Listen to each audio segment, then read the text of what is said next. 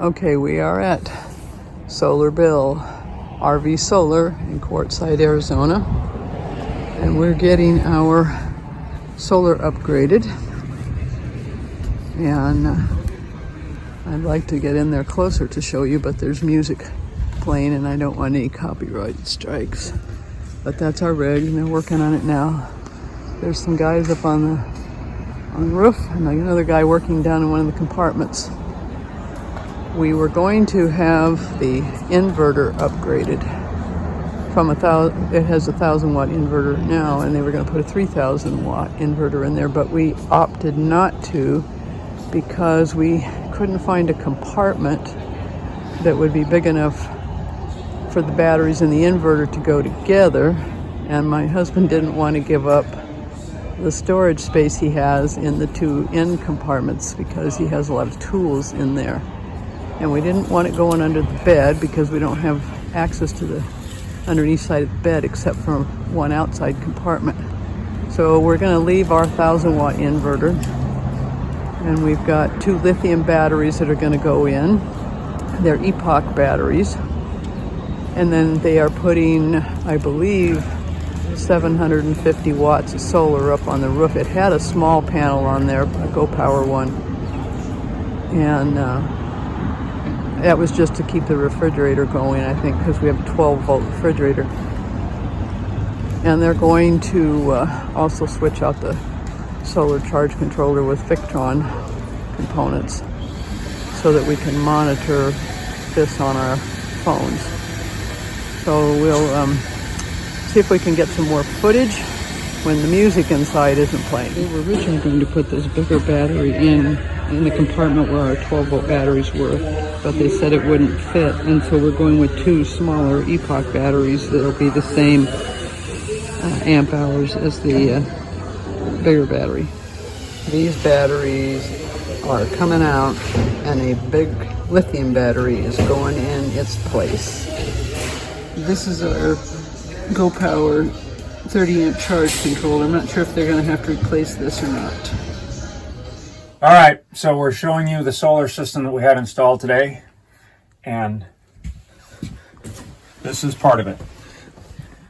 That's a breaker box that was put in the back of the closet here in the bedroom, and it's just like the breaker box for utilities at a house. It's got switches that you can shut the system off if you need to.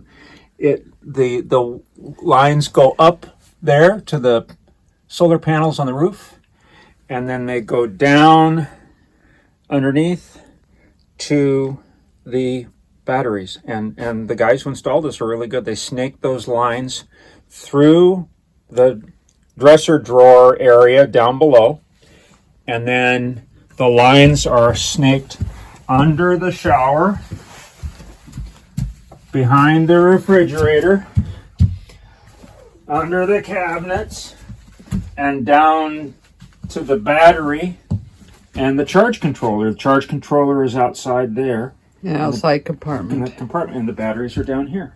Yeah, these are two lithium batteries. We'll show the batteries. We'll lift that up and show the batteries. Okay, there's our batteries.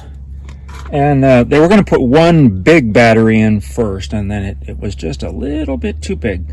So they put two small ones in there. And these are two epoch batteries that have I guess heat tape. They have a heating system in them, and they will keep themselves warm, and they will draw energy from the solar panel to keep themselves warm. And they have Bluetooth capability. Mm-hmm.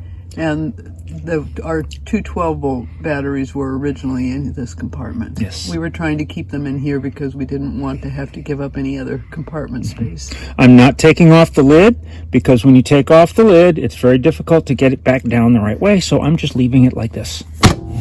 Bam! And, oh, here comes the dog. What was that? What was that? Say hi, Maggie. Say hi, Maggie.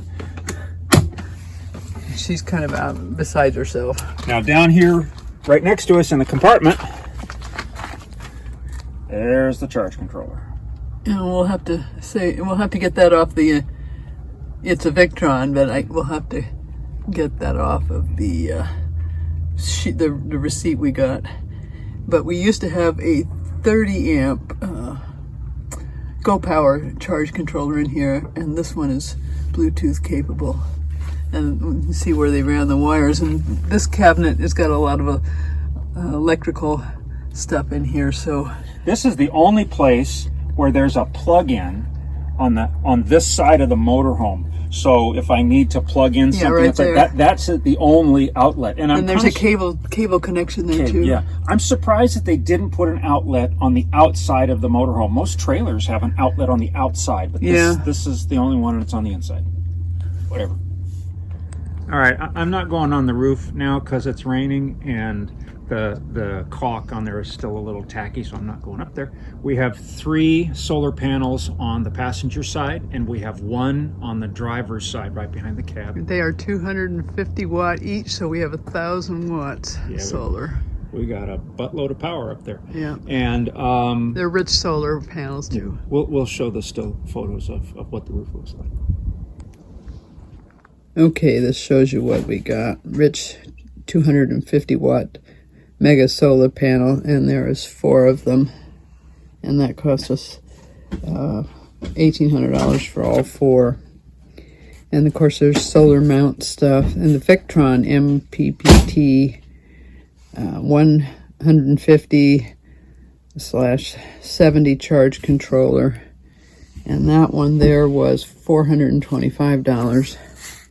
And then the Epoch 12 volt 105 amp hour batteries that are heated and have Bluetooth,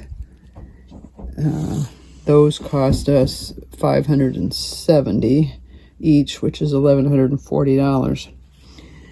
And there's other miscellaneous stuff. This is the breaker box that he was talking about right here. It's a DC breaker 40 amp box, and that one was $65. And I guess this is all the wiring and stuff. And then there's a warranty on the panels, but you have to keep them dry, and also not go over 40 miles an hour for 24 hours, which we haven't, so that the adhesive can dry. But the total, this was the parts here. She stapled it. I'm going to take that off. I'm going to be able to show you this. Okay, so they originally quoted us over $8,000, but we decided to stick with our inverter. We have a 1,000 watt inverter, and the refrigerator is a 12 volt, so we really don't need the inverter for the refrigerator. Where we need the inverter is for like the auto leveling, the slide outs, and the inverted plugs, and we're not going to run anything else off of them. We wouldn't run a microwave off of an inverter or an air conditioner. We have a generator, an own-end generator in here, so we would use that before we would do that. But so they dropped the quote down to $5,814.80, and we got a 10% discount because there is the Quartzsite Fall Festival going on, and Gus at Solar Bill, his wife Rose, was out there with a booth, and they were sponsoring that fair. And so if we went out there and we took our picture, I'll put the picture in at the end of the video, if we put our picture there on their Facebook page, then they would give us a 10% discount. So it was worth the drive out there for $581. And so then we paid for the parts up front, and that was the $2,233, and then we had the labor that was involved there. So it was a pretty good deal.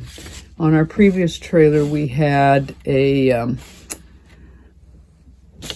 had 2 lithium Lion Energy lithium batteries, 100 amp hours each, and we had 2 solar panels up there that were 200 watts, so for 400 watts, and then we had a 1,000 watt inverter, and that was adequate. But since we have a 12 volt refrigerator, we wanted to go a little bigger. The previous trailer we had a gas electric, And so we've not had a 12 volt, so we'll find out how well it works and everything, and we'll keep you updated. But if you are looking for solar in Quartzsite, I highly recommend Solar Bills. They've done 2 different jobs for us, and I was wondering where Maggie went. She ended. Oh, there she is. They've done one other job for us went on our Flagstaff Classic, and they were very reasonable, very fair. They quote you a little high, but they always come in under the quote unless you add stuff. And Maggie's kind of nervous because she doesn't know what's going on. But we are out at La Posa South BLM now, start of our 26th season, and it's starting to rain now. It's supposed to be nice the next couple of days, so we'll see how much our solar charges. Base batteries were at 99% when we came out here. We do have the generator if we need it, but we'll see how the system performs. But I would recommend, there are 2 places here in town that I know of. We've used Solar Bill, but we also got quotes from Discount Solar the first time we did it. And so I would recommend Solar Bill.